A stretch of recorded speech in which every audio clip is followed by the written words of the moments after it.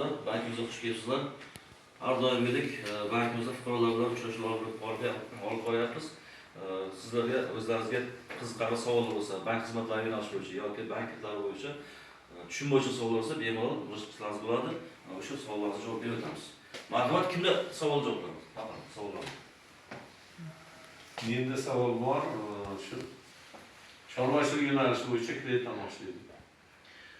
Chorvachilik yo'nalishi bo'yicha hozirgida bank mahsulotlaridan hozirgida bank mahsulot turlaridan chorvachilik yo'nalishlarida endi umuman aytganda ishsiz fuqarolarga o'zingiz band qilgan fuqarolarga hozir kreditlar beryapmiz. Biznesga qadam, biznesga birinchi qadam, biznesga ko'mak va mahalla loyihasi dasturlari asosida kreditlar beryapmiz. Bu ishsiz fuqarolarga o'zingiz band qilgan soliq organlariga borib, o'zingizni qishloq xo'jaligi yo'nalishi bo'yicha endi o'zingiz band qilish turlari ko'p, 110 ga yaqin turlar bor. O'zi xohlab o'ziga mos yo'nalishini tanlab olib, o'zini band qilib kelsa, masalan, chorvachilik yo'nalishi bo'lishi mumkin.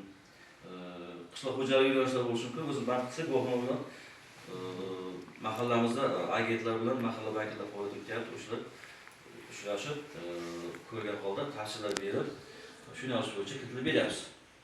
Demak, bizga qadam bo'yicha 5 million so'mgacha berilyapti, 12 muddatga, bizga ko'mak 12 million so'mgacha berilyapti va mahalla loyihalarimiz 50 million so'mgacha berilyapti. Albatta 60% gacha, 60 muddatgacha mahalla loyihamiz. 2 yillik zarar bilan. Kredit foizi 25% dan 23% gacha. Ya'ni 25% ayollarga, erkaklarga, 23% ayollarga imtiyoz berilyapti. Bunda plastik kartaga tushirib beriladi. Plastik kartalar orqali xohlagan mahalliy chorva yoki bozorlarda mahalliy o'zi kerakli chorva mollarni sotib tadbirkorlarni qilsangiz. O'tkazib suv qo'ymoqchiman. O'shanda qanday qulaylik, daromad olish, qanday bo'lishi mumkin? Hozirgida boya aytdim, yana bankka ko'proq bank xizmatlaridan takliflar qilyapmiz. Yana omonat turlari ham bor. Omonat turlari komfort. Bizga tavsiyalar komfort omonat turlarimiz bor. 20% dan bo'lyapti bu komfortni. Eng qulaylik tomoni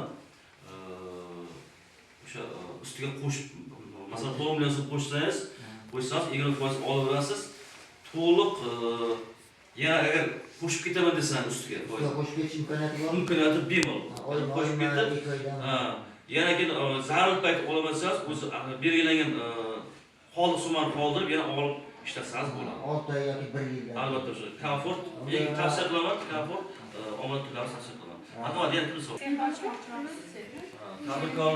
Tadbirkorlik yo'nalishimiz bo'yicha tadbirkorlarimizga qulay hujjatlar hozirgi kunda joriy qilingan. Prezidentimizning 312-son qarori 2024-sentyabr oyida e'lon qilindi. Bunda kichik biznes subyektlarini kreditlash bo'yicha 312 son, ya'ni qaror 100 million so'mgacha garovsiz berilyapti. 100 milliondan 300 million so'mgacha garovga kreditlayapti. Bunda xo'jalik yurt subyekti, ya'ni tadbirkorlik yo'nalishi bo'yicha yakka tadbirkor, maslahatchi degan jamiyat, xususiy korxona, xususiy firma yo'nalishi bo'yicha davlat ro'yxati o'tgan holda tadbirkor yo'nalishini olsangiz, mana shu yo'nalishlar bo'yicha kreditlar berilyapti. Buning ham tartib qoidasi bor. O'sha tadbirkor yo'nalishi, yakka tadbirkor, xususiy firma, emchi bo'lsa, faoliyat doirasi 1 yildan oshgan bo'lishi kerak, ijobiy kredit tarixiga ega bo'lgan bo'lishi kerak.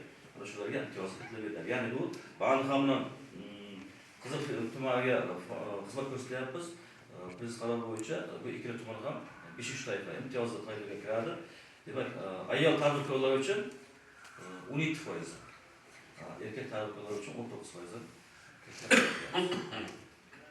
Mana shu yo'nalish bo'yicha kreditlarimiz bo'yicha har bir mahalla agentlari faoliyat yuryapti va mahalla banklari faoliyatda bemalol o'sha mahalladan bank mahalla agentlariga tushunmovchi savollar bo'lsa bemalol biz qilsangiz mumkin. Shunda savol bo'lishi mumkin. E'tiborlar katta.